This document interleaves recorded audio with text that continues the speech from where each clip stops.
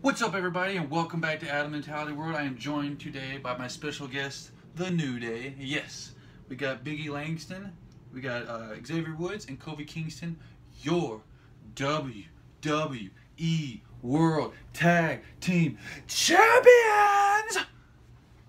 And quite possibly still after tonight. Sorry, everybody, this is last minute, but this is the prediction video for Hell in a Cell. Raw's only pay-per-view, a Raw only pay-per-view, no SmackDown wrestlers. So I'm going to read from my list of Adam Mentality. Not Jericho, because I'm not Chris Jericho. I'm Adam Mentality World. So let's get into the matches, shall we? First, we have a bunch of cruiserweights. We got the good guys. We got Cedric Alexander, Lance something, and Sin Cara versus Tony Nese, Drew Gulak, and some other guy. I don't know his next name. To be honest with you, cruiserweights are very boring. I never got into it when it was a cruiserweight classic. Definitely not into it now because there's no storyline, there's no personality. All you guys, that one guy dancing a lot, that's all he does. Hands up, that's all he does. Nobody else has a storyline. There's kind of a story between TJ Perkins and Brian Kendrick, but we'll get into that when we get to that match. Alright, so in this one, we all pick the good guys. We pick Cedric Alexander, Lance, and Sin Cara. So there's nothing to be waged right there in that wrestling match. Next, this is a little asterisk. If Braun Strowman versus Sami Zayn happens, Braun Strowman, we all picked that guy. So, no real story to that, just Braun Strowman, he's a big guy, he's trying to get over, and Sami Zayn be a good guy to get over with because everybody loves Sami Zayn because they can relate to him, so even if he loses, he's not going to be squashed as far as like pushed down lower and lower. One of these days, maybe he'll fight him for the world title. Next one, we got Bayley versus Dana Brooke. I'm going to go with Bayley on this one because she's still trying to build her way up towards the Women's Championship, and it won't help if Dana Brooke beats her clean in the ring. Dana Brooke can't even cheat to win right now. She's still that much of an amateur in wrestling. She should have really stayed in NXT maybe another year or so, in my opinion, to get better. But I understand they were trying to get a lot of women and stuff like that, so they bled NXT dry. So NXT has nobody now, barely. Next match, we got the Club versus Enzo and Cass. Once again, the Club, they're trying to build them up. They need to build them up as a serious tag team. They've been getting beat by the New Day over and over and over again. So this will be an excellent chance for the Club to go over somebody. And once again, just like Sami Zayn, you can beat Enzo and Cass, and as long as they got that personality and people love watching them, they're never going to be pushed down to the very bottom like the Vaudevillains on SmackDown. So we all picked the Club on this one, so we're all the same so far. Let's get into the cruiserweight match I was talking about. We got Brian Kendrick, who has a personality, who's not the champion, versus TJ Perkins, who has the belt, who has no personality. I mean, he might be a super nice guy and really funny to be around in real life, but when it comes across on Raw, he's as plain as the backside of this list. There's no personality to him. It's brutal trying to watch him perform. I mean, he performs great, but just nobody gets behind him because, I mean, there's nothing to get behind. It's just a dude that jumps around and flips and gives knee bars and stuff, but there's no personality. You don't know what he likes, what he dislikes, anything like that. So there's no storyline to him. Hopefully TJ Perkins loses so Brian Kendrick can get the belt and establish the belt a little bit more because Brian Kendrick's been around for a long, long time. So that's who I think is going to win, and that's who all the other guys think as well. So hopefully TJ Perkins loses. No offense to TJ Perkins, but we all got Brian Kendrick on the list of Adam Mentality. Let's go. Let's see. We got that one, that one, that one, that one. Oh, now for the match with the New Day. They're facing the newly formed Sheamus and Cesaro. Last pay-per-view, if you remember, Sheamus and Cesaro were doing the best of 900 matches or whatever they're doing. They were fighting for 1,000 times until everyone wanted to kill themselves.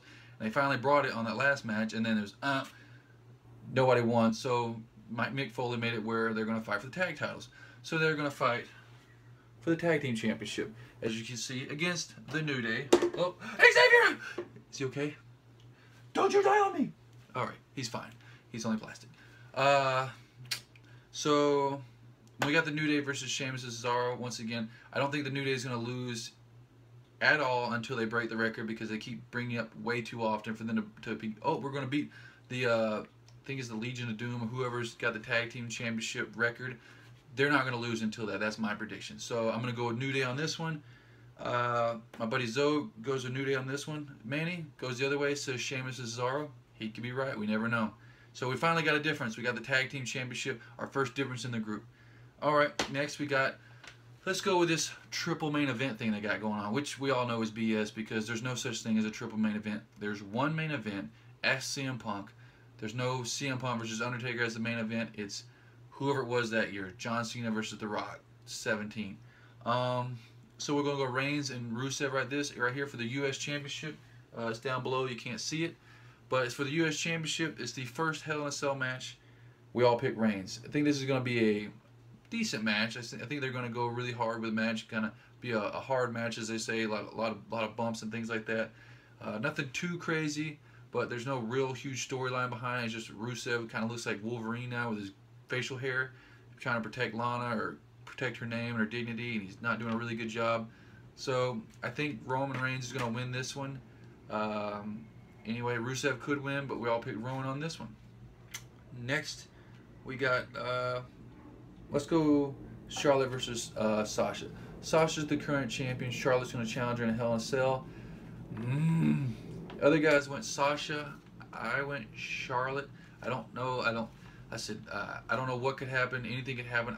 This is the match I'm most nervous for, because they're pushing. They're kind of doing like the Roman Reigns thing right now, where they're trying to shove the women down her throat, kind of like at one time Dana White didn't like women in the UFC, and then all of a sudden Ronda Rousey comes along, and now she's, oh my God, Ronda Rousey, she's the greatest. They're kind of doing that same thing with Sasha and Charlotte and all the women wrestlers.